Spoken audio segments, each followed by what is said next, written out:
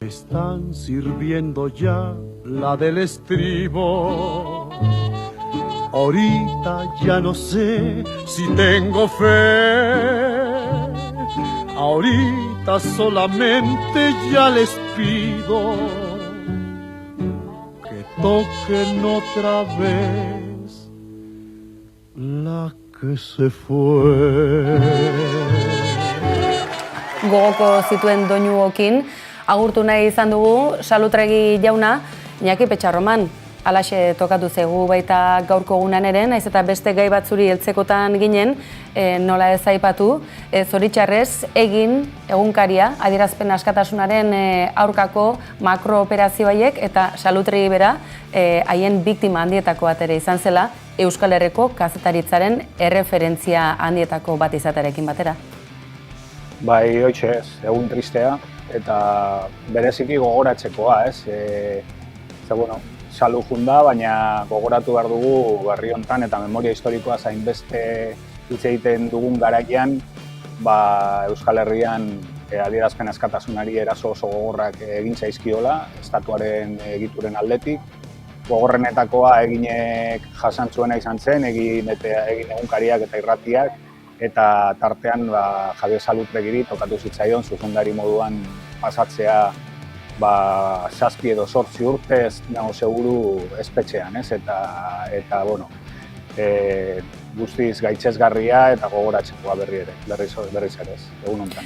Duela 25 urteko gertakariak, oraindik ere, halako kontuak bizirik daudela esan genezake gainera zoritxarrez, erorien arana, izergaren punta ere izan daiteken garaiotan, memoriaren gatazka edota batalla mai gainean da bizirik. Zentzurretan, errelatua, gertatutakoaren kontakizuna, aipatu nahi genuen, egunotan gainera, lekukotza bat jaso duzuelako, hauteskunde egunaren asteburu horretan bertan, Sorian izandako eskuin muturreko eraso faxista baten lekukotza ekarri duzuelako egunotan, eta Donostiako hiritar bat koman da oraindik ere, koma egoeran, eraso bat jasan zutelako, eta hasiera baten eta poliziaren atestatuak ere, taberna barteko borroka zela zioen arren, badirudi eskuin muturreko eraso bat izan dela guzti hau.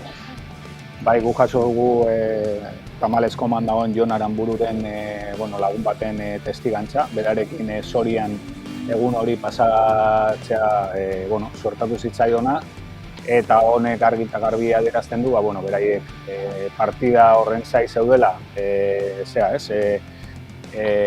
behaien lagun batzuekin, Katalan talde bat orbitalde zeuden, Numantzia eta Korneia, eta hango lagunekin zeuden partidara joateko zain, lasai taberna batean, eta hor nunbait 60 lagun burua estalita zuten, 60 lagunen erasu bortitza, jasan zuten.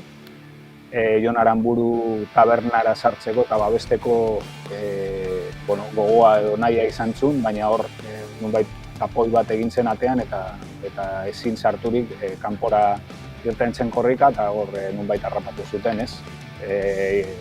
Zauriak guztiz larriak, ez? Hilzorian egon da, ematen du pixka bat arindu dela, baina oraindik koma egoeran dago, eta gogoratu behar da oraindik ere kasua ez dago, ez da kasurik, ez dago ez atxiloturik, ez dakigu ikerketa ere oso ondo nola dagoen,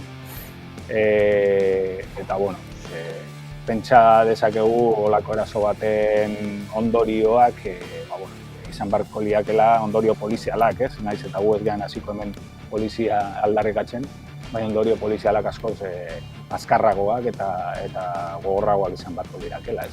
Esan genezake, Jon Aranburu, Donostiarraren, Antiguotarraren kasuak baduela antzekotasunik, Aitor Zabaletaren kasuarekin, guztia futbolaren markoan kokatuta, baina berriz ere eskuin muturrak egindako eraso baten baitan. Bai, eskuin muturra, Aitor Zabaletaren kasuan euskaldun baten bila joan ziren preseski, eta kasu honetan badirudi Katalanen bila joan direla, eta tartean bi euskal herritar edo harrapatu dituzte edo euskal herritar bat kasu honetan zauritu larri utzi dutena, ez? Baina azkenean oso testu inguru eta emaitza antzekoa da, ez? Kasu honetan momentuz eta zorionez eta espero ezagun gerorako ere heriotzi gabe geratu dena, baina oso gertu egon dena eta dagoena, beraz, lehenengo gauza ea Jon Aranburu laizter osatzen den eta ospitaletik etxera etortzen den, ez? Gogorakarreko dugu burezurra hausita duela, koma egoeran dagoela, azken asteak ala daramatza, Burgosko erietxean eta polizia atestatuak oraindik ere ez duela aurratxik eman. Senidek ere aurreratu zuten lehen unetik ez dutela inolako laguntza edo erraztasunik izan eta oztopoak izan dituztela aurrean. Irudiak ikusiko ditugu, ia esan da hautzikarara ematen du, baina halakoetan akaso irudiek ere zalantza guztiak uxatzeko gaitasuna badute.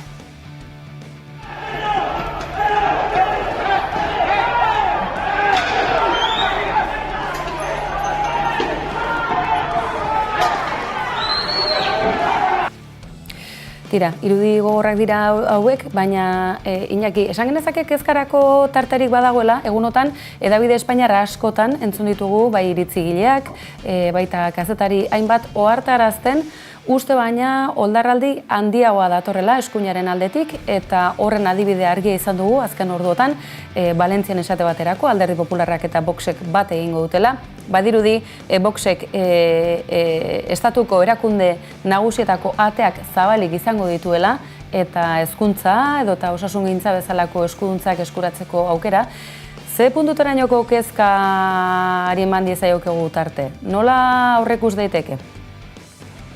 Kezka handia, baina baita ere historiari erreparatzen badiogu ere, pixka bat testuinguruan kokatzeko edo gogoratu behar dugu Vox Alderdi Popularretik tendako muturrera edo hondikan moturrerago joan den indar politiko badela, kasu honetan inongo lotxi gabe aldarrikatzen dituna hainbat gauza, besteak beste, hori matxismoa, kasu honetan Valentziaren kasuan oso agerian geratu da, negoziazio burua izan du dena, indarkeria matxistaren gatik kondenatutako pertsona bat izan da, alegia. Gertatu daiteke edozein indar politikotan, baina kasu honetan gainera, nik uste olako arguda postu batean jartzea, areta nolabaiteko puntu aldarrikapen puntu bat ematen dio da, eta gero testu inguruan kokatu da, garbi ikusten da, Espainiar estatuan arrisku bizia dela datorren hauteskundetan PP eta Voxek osatutako gobernu bat osatzekoa, eta Europaren testu inguruan garbi dago ez dela gauza berria, baina areagotzen ari den joera badela, alegia eskuin muturra, gobernu aukera, gero eta garbiagoa dela hainbat lekutan. Alemanian inkestetan ematen ari da momentu honetan lehenengo indar politikoa izango litzakela eskuin muturreko alderdia, eta Frantzian ikusi ditugu hauteskundez egertu dauden gobernatzetik. Frantziaren kasuan sistema presidentzialak berak galerazten du nola baite azkeneko urrats hori ematea, eta Espainiaren kasuan ematen duna da, azkenian label demokratikoa emango diona izango dela Partido Popularra, azkenian gobernu aukera bat bihurtzen denean, label demokratikoa jasotzen du olako indar eskuin muturreko batek, eta hor, Italian momentu honetan ere halako badaka dago gobernuan, beraz, testu ingurua guztiz kezkatzekoa da, Zentzu horretan aipatu duzu, Europan ere eta mundu mailan badatorrela halako oldarraldi edo badagoela fasismoaren loraldi bat. Hori dena nola kokatu genezake esate baterako Euskal Herriaren ikuspuntutik? Ze ikusi dugu, Eusko Alderdi Jeltzaleak balizko akordioak izan ditzakela, batez ere Arabako gobernagarritasunari dagokionean, Arabako Errioxa, Gasteiz. Nola uler daiteke Hego Euskal Herritik, edo nola interpretatu daiteke, estatu mailan egon daiteken paktu eskuindar hori, hemen nola interpretatu daiteken? Galdera bada, momentu honetan nik erantzunik ez dauka, gaur entzun diogu EAJaren Kongresuko bozeramaileari esaten Feijori marragorri bat gainditu duela, baina ez dakigu horrekin zer esan nahi duen.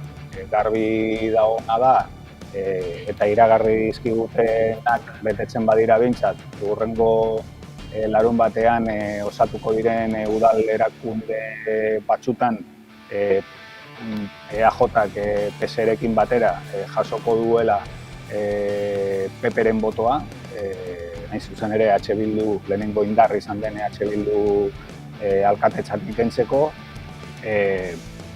eta kasu horretan ez dut uste EAJak, EAJari asko inporta zaionik, PPek Voxekin Valentzian edo Burgosen edo Eragoien edo beste hainbat lekutan hitzarmenak egitea kontuan eduki duela edo marra gorri bat dela, ez? Beraz, hori galdera hori duzete EAJak berak erantzun beharko lukela. Garai batean, Ajurianeko ituna indarrean zegoen garaian oso garbi zuten, ez?